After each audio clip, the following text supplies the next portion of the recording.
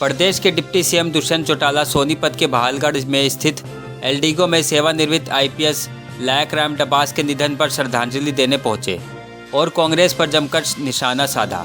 कांग्रेस चिंतन मंथन जो भी कर ले उसका अंत आ चुका है।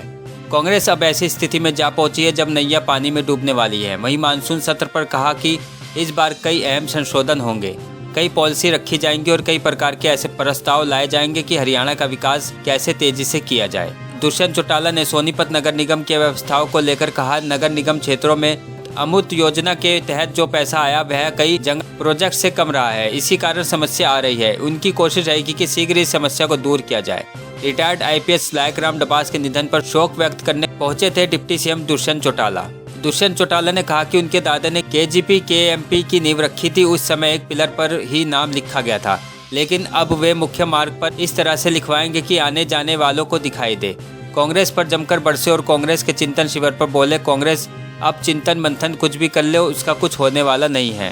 राय स्पोर्ट्स स्कूल से 2 बच्चों के गायब होने पर कहा कि यह गंभीर मामला है, वे अपने स्तर पर जांच करवाएंगे।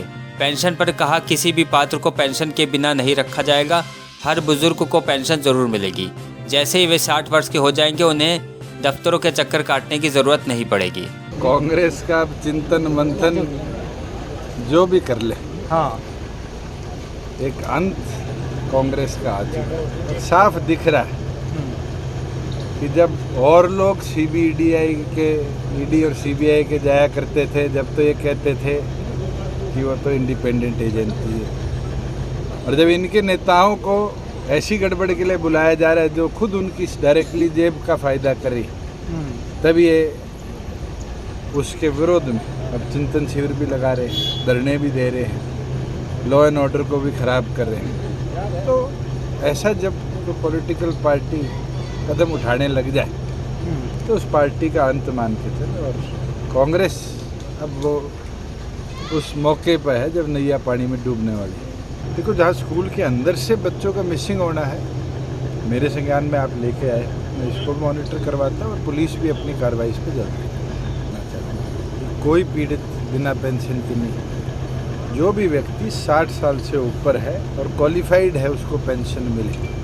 आज उसको किसी दफ्तर के चक्कर काटने की ज़रूरत नहीं, अपना परिवार पहचान पत्र दुरुस्त कराए और जैसे ही 60 साल होगा उसका खाता जो परिवार पहचान पत्र से एसोसिएटेड है 2500 रुपये उसके खाते में सरकार इमीडिएटली ट्रांसफ़र करेगी। और पिछले 6 महीनों के अंदर जब से पीपीपी से लिंक पेंशन को किया गया, 15,000 से ऊपर नए पेंशन धारक हरियाणा प्रदेश में बने हैं। और हर महीने जैसे जैसे लोग 60 साल के अपने जन्मदिन पे होंगे उनकी पेंशन को उतर है। हाँ जी।